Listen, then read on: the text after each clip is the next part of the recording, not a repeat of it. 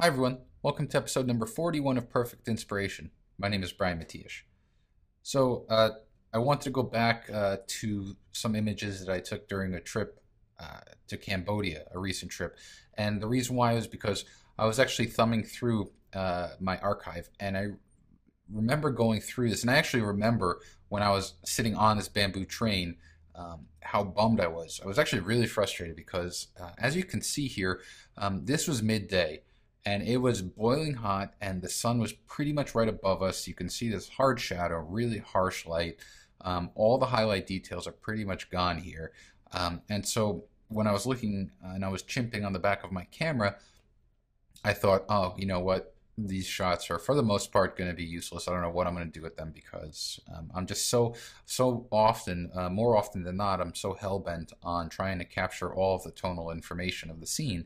There were clouds. You can see some remnants of clouds over here. There were clouds, and there was a pretty nice sky, but because of where the sun was and the time of day, it just kind of, at the time, I thought I ruined my images. You can see even on the bamboo platform how it's just bright. So, I actually want to show you really quickly when we go to Google Maps. This is called the Bamboo Railroad, and it's in Battambang, Cambodia. And so we start at one point right around here, and you can see the track. We can zoom in. It's really pretty awesome the way it works. It's actually this kind of like really primitive track that's overgrown with weeds and stuff. And so you just basically go, you speed up pretty quickly, and it's just one lane. So if there's oncoming traffic, you kind of have to, depending on, I think, who has more people on their platform, the car or platform that has more people on it, they have right of way. So the other car has to literally remove itself off of the track so that the car can pass. And so you can see this track is basically made of two axles. So right below the platform are two sets of axles, one here and a front axle with, they're literally train axles.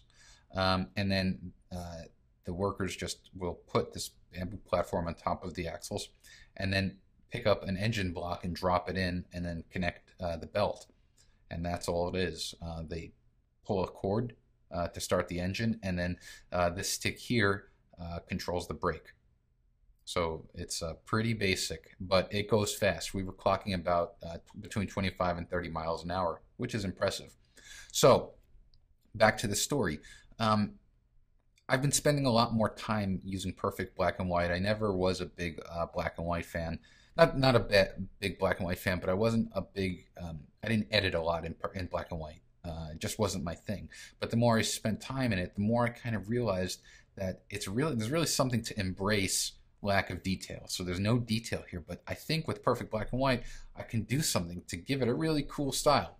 So what we're going to do is I'm going to go to File, then select Plugin Extras, and go to perfect black and white so that we can start getting this image into a particular look despite having no highlight information. All right, so here we are in perfect black and white, and the way that I usually work when I start in this product is I usually start with a preset because the presets get me most of the way there in terms of going for a specific style. The preset I'm going to use is under the 20th Century Classic Silver category. I'm going to scroll down and I'm going to select High Key Fashion Normal. It's right over here. So I'm going to click it and it's going to apply the preset. Now look, the reason why I did that is if you notice in the sky is pretty much totally blown out. I'm actually embracing that blown out information. So what I'm going to do now is start scrolling through these various panels on the right to get the look. So with the tone panel, I'm going to go ahead here and increase the contrast a bit, and I'm going to bring out some of the shadow detail as well. Now, I'm also going to bring out overall detail, which adds kind of like texture to the shot. We'll go to the color response, and for the color response, because most of the scene here is this green foliage, I'm going to click on the green preset, and that's going to change to expose for more of the green, so it makes that even brighter as well. And so now we're just working down here. With the tone curve, you can see that the preset gives us a very gentle S-curve, which increases contrast. That's why we have such a really bright highlight. I'm actually going to bring the highlight up a bit and make the curve a little bit more pronounced. So that helps bring out more of the blended highlight information over here. Now, the glow is turned off, but I'm actually going to turn that on. And what I want to do is change the blending mode or the style. The screen blending mode gives this a very bright kind of angelic look, which I don't want. I'm actually going to drop down here and go to multiply. So multiply gives us back some of that really rich detail in the shadows. I'm going to bring the amount up a bit. And so now we're starting to get a really cool looking image. The film grain I leave by default on. I like this, the Tri-X1 grain preset that we have here. And now we're going to work on, I'm not going to apply a toner. I'm actually going to leave that alone. What I'm going to do to finish things off for this image though, before I start with the last step, I'm going to go to the brightness brush over here. And I'm going to make the amount pretty small, about 10%. And I'm going to keep the perfect brush on.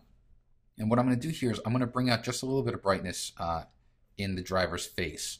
And then I'm going to change the mode from lighten to darken.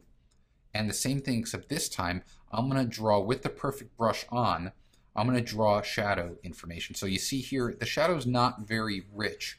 What I'm going to do is actually, let's bring the strength up a bit. I really want to darken the shadow.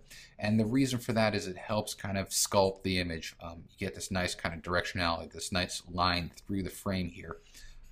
Whereas before, the shadow is very dull. So here's my rationale around it. We have such bright highlight information. For me, it seems more artistic and stylistically pleasing to darken the shadows over here. So you get really bright highlights, really dark shadows, and it kind of plays off of one plays off of the other. So that's what I'm doing here is I'm really getting myself some dark shadows.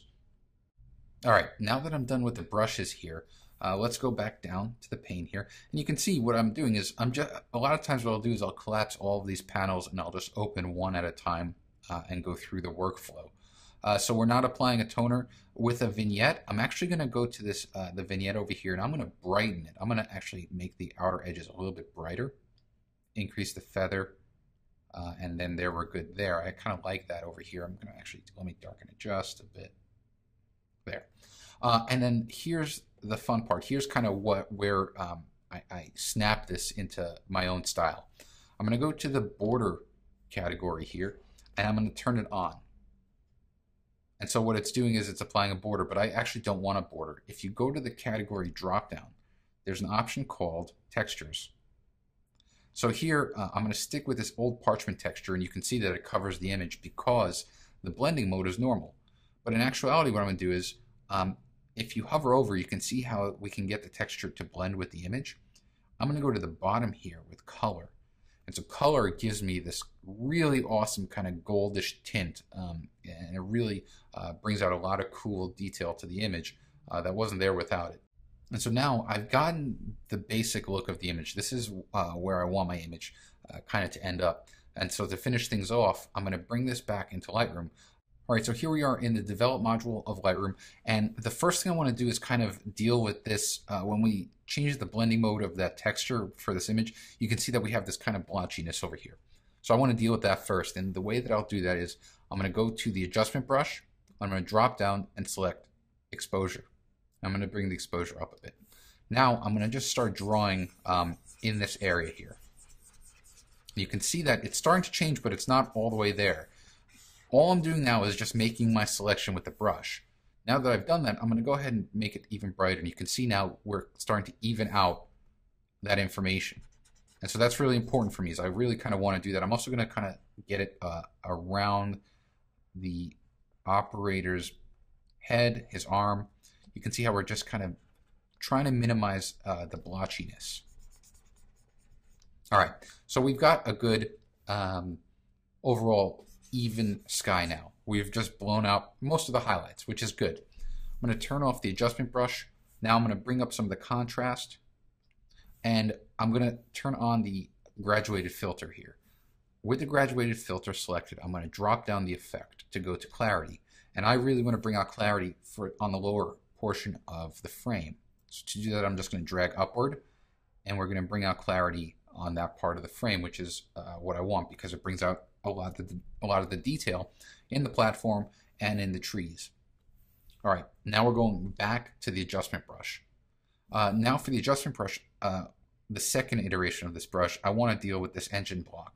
So I'm going to go ahead and go to the temperature control, and I'm going to make it cooler.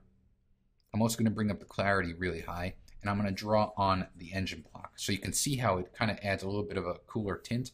That's a bit too cool for me.